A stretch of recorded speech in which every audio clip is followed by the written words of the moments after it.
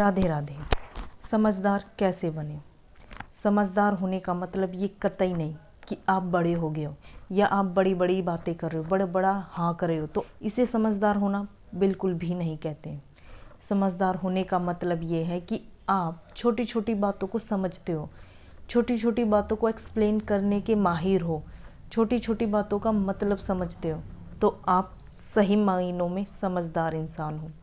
किसको अच्छा नहीं लगता जब तुम्हें ये कहा जाए कि वाह कितना अच्छा काम किया, तुम्हारा बेटा तो समझदार हो गया, तुम्हारी बेटी तो समझदार हो गई, कितने अच्छे काम करते हैं, इन्होंने छोटी सी बात को कितनी आसानी से समझ लिया, कितने समझदार हैं तुम्हारे बच्चे, कितने समझदार हो तुम। किसको अच्छा नहीं लगता सुनकर? सबको अच्छा लगता है, तारीफ़ें सबको अच्छी लगती है। तो क्या आप नहीं चाहते हो कि आपको भी समझदार कहा जाए? सभी चाहते कि समझदार कहा जाए, तारीफ़ें मिले। तो अगर आप भी समझदार की कैटेगरी में आना चाहते हो तो कुछ बातों का ध्यान रखें। पहली बात, हम इतना बाहर की चुनौतियों से नहीं घबराते जितना हम अपने अंदर की चुनौती से घबराते हैं। और हमारे अंदर की सबसे बड़ी कमजोरी पता क्या है? खुद पर भरोसा ना करना। हमारे अंदर की सबसे बड़ी कमजोरी है कि हम खुद पर भरोसा नहीं करते। हमें हमेशा लगता है कि हमसे नहीं होगा, हम तो कर ही नहीं सकते हैं, हम तो समझ ही नहीं सकते हैं, हम आगे बढ़ ही नहीं सकते हैं, हमारी तो समझ में ही कुछ नहीं आता है। जब आपका भरोसा खुद पर ही नहीं है तो आप कैसे समझदार बन सकते हो? आप नहीं हो समझदार जब तक आपके मन में ये विचार आते कि आपसे होगा ही नहीं। तो कहाँ तो हम समझदार होने की बात कर रहे हैं और कहाँ आपका भरोसा आप पर ही नहीं है। आप हमेशा दूसरों को देख कर करते, यार तेरे से तो हो जाता है, यार तू कितना इंटेलिजेंट है, यार तू कर लेती है, मेरे से तो होता ही नहीं है, मैं तो बिल्कुल पीछे रह जाती हूँ, तू तो सब कर लेती, मेरे से होता ही नहीं है। जब आप ये सोचते हो ना तो आप वाकई में अपने आप को ना सबसे नीचे गिरा देते हो। सबसे पहले जो समझदार बनने की सीढ़ी ये है कि अपने अंदर भरोसा लाना, अपने अंदर आत्मविश्वास को जगाना कि अगर मुझसे नहीं होगा ना तो किसी से नहीं होगा। मानती हूँ कुछ चीज़ें ऐसी होती है जो हमारे लेवल की नहीं होती है, बट इसका मतलब ये नहीं है कि हम कुछ भी नहीं कर सकते। हम हर काम को कह देते मेरे से तो होगा ही नहीं। जब तक हम करने की कोशिश ही नहीं करेंगे तो हम अपने अंदर जो नेगेटिव पॉइंट्स हैं, पॉजिटिव पॉइंट्स हैं, उनका पता कैसे लगा सकते हैं? जब हम किसी भी काम को करने लग जाते तो हमें अपने नेगेटिव पॉइंट्स और पॉजिटिव पॉइंट्स पता चल जाते हैं। जो नेगेटिव पॉइंट्स है उसको हम सही करने की कोशिश करते हैं, उनको हम पॉजिटिव पॉइंट्स में बदलने की कोशिश करते हैं। इसलिए बहुत ज़्यादा ज़रूरी होता है। आपको लगता है आप नहीं कर सकते हो, आप कर सकते हो, बस एक ज़रूरत है एक कोशिश की। मैं अपने बेटे को हमेशा एक बात सिखाती हूँ कि बेटा ज़रूरत है हमें एक बार कोशिश करने की, बस एक बार डर लगेगा। अगर आपने एक बार कर दिया ना तो आप डेफिनेटली कर सकते हो। छोटा है बट उसे डर लगता है कि मम्मा मेरे से नहीं होगा, मैं उसे एक ही बात बोलती हूँ, बेटा कर सकते हो, बस एक बार है। अगर आपने एक बार कर लिया ना तो आप कर सकते हो। और वो कोशिश करता है और फिर कहता है कि मम्मा मैंने ऐसे किया, आपने कहा था ना, अब मैं कर सकता हूँ। तो ये सब पर अप्लाई होती है बात कर लेते हैं दूसरे पॉइंट की, कितना बोलना है। जो समझदार लोग होते हैं ना वो संयम से सुनते हैं, संयम से जवाब देते हैं।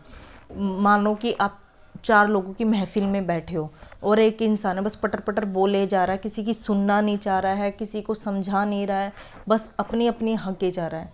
तो काहे का वो समझदार है? वो नहीं है समझदार। उसी महफिल में एक बंदा बैठा जो ध्यान से सुन रहा है, सुनकर सही जवाब दे रहा है, सुनकर सही बातों को समझाने की कोशिश कर रहा है।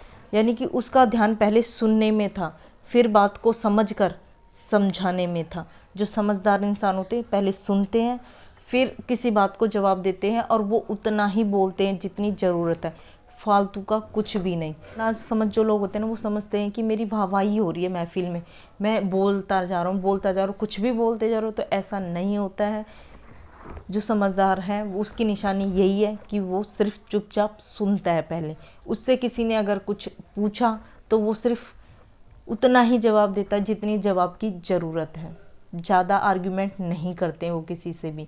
और ये अगर आप में भी ज़्यादा बात पर बोलने की आदत है, बात तो कोई लॉजिक ही नहीं बनता और आप बोले बोले जा रहे, तो अपनी आदत को छोड़ दीजिए। अगर आपको समझदार की कैटेगरी में आता, अपनी आदत बना लो कि पहले ध्यान से सुनना है, फिर कोई जवाब देना और उतना ही देना जितनी किसी को ज़रूरत है। तीसरी बात, दिमाग को खोल कर रखना। जो समझदार लोग होते हैं ना वो अपने दिमाग को खोल के रखते हैं। एग्जाम्पल लें तो जैसे कि हम अखबार में पढ़ते हैं या टीवी में सुनते हैं कि एक ट्रक ड्राइवर ने अपने आप को बचाते हुए किसी बच्चे को भी बचा लिया, किसी और गाड़ी को भी बचा लिया। उसने, उसकी जो समझदारी थी वो इतनी अच्छी थी कि वो दोनों को ही सेव करके चला है। या फिर दूसरा एग्जाम्पल ये हो सकता है कि किसी बच्चे ने अपने छोटे भाई बहन को बचा लिया अपनी समझदारी से, अपनी सूझबूझ से। वो कैसे? क्योंकि उसने अपने दिमाग को खोल के रखा हुआ।